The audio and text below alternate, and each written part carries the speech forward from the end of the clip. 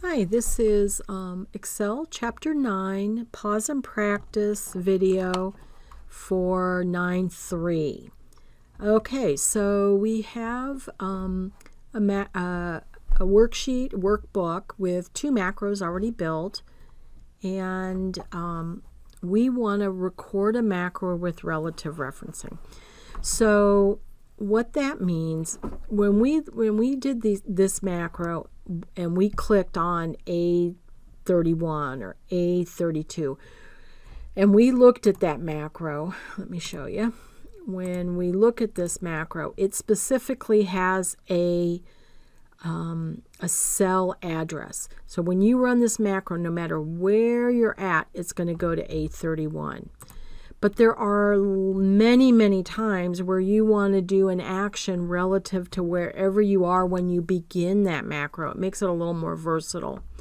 And so you want to use this relative reference. So it's important that you're positioned where you want to be before you begin, because now it's relative to where I'm at. I'm not in A5, or the next action isn't going to be, A6.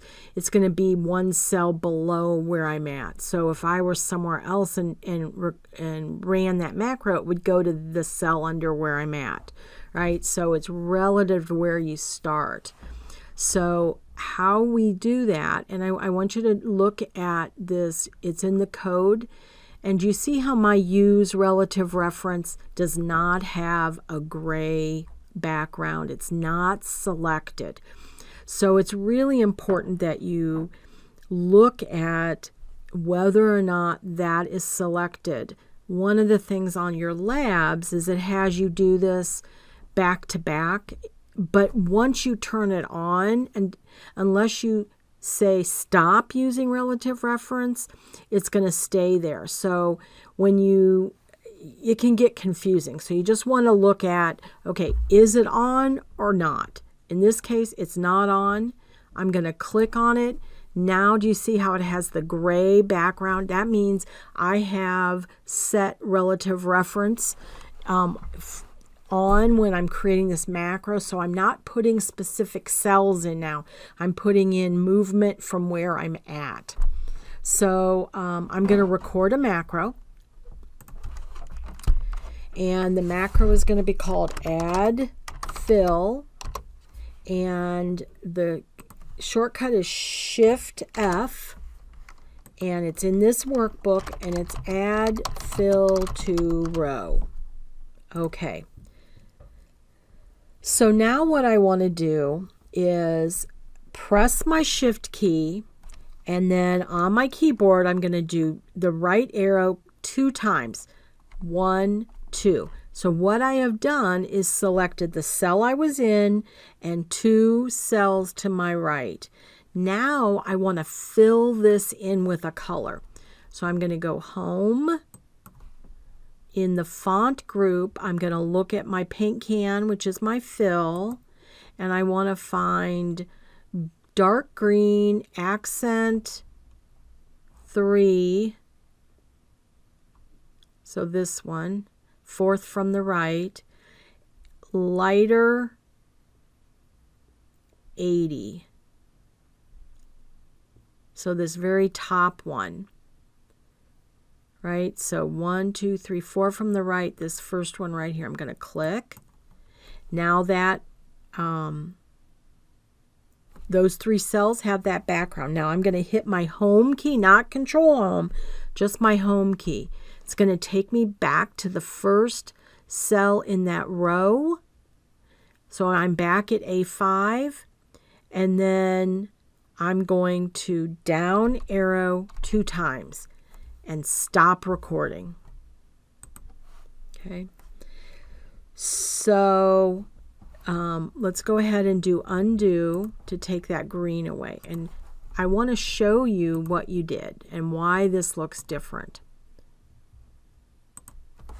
So if you look at this first quarter macro where we pick specific cells, but then down here is the add fill, and look, It's relative. Look, offset 2, 2.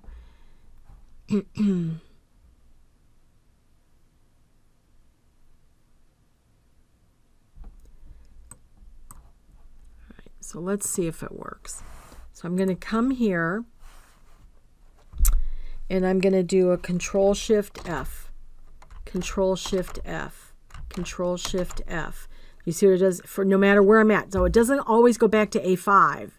It's wherever I'm at. It's going to select 2 cells to my right, put the green on, and go back to the beginning and go down 2 cells, right? So you can do it boom, boom, boom. So I could keep going if I wanted. One more. Okay.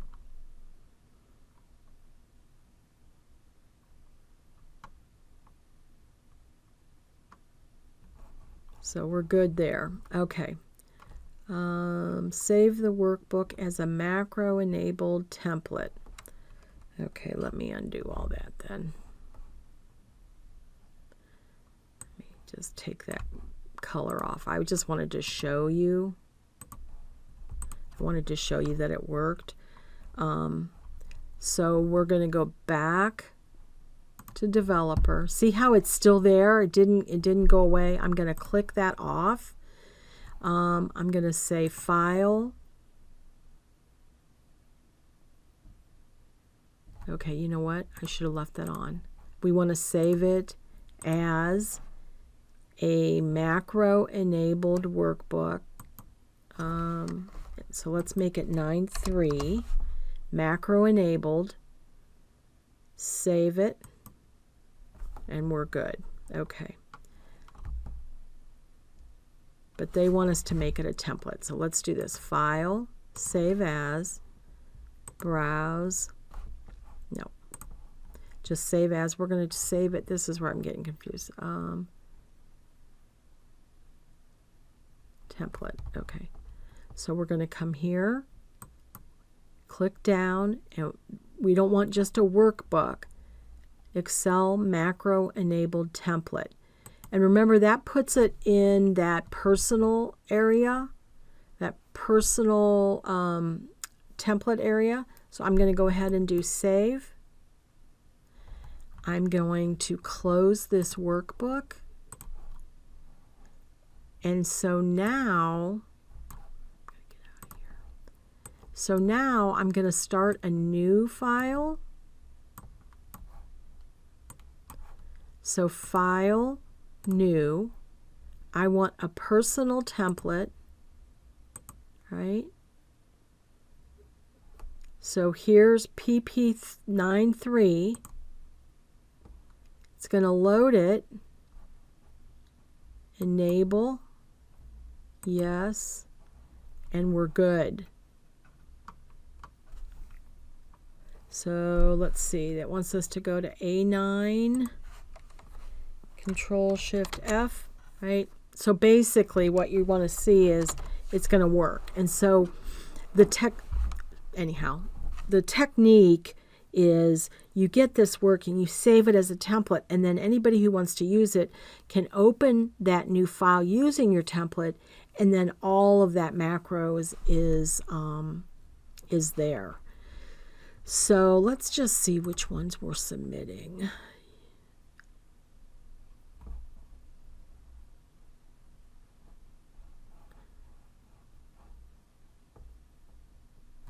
Yeah, so you don't have, so just whatever the 3.1 file,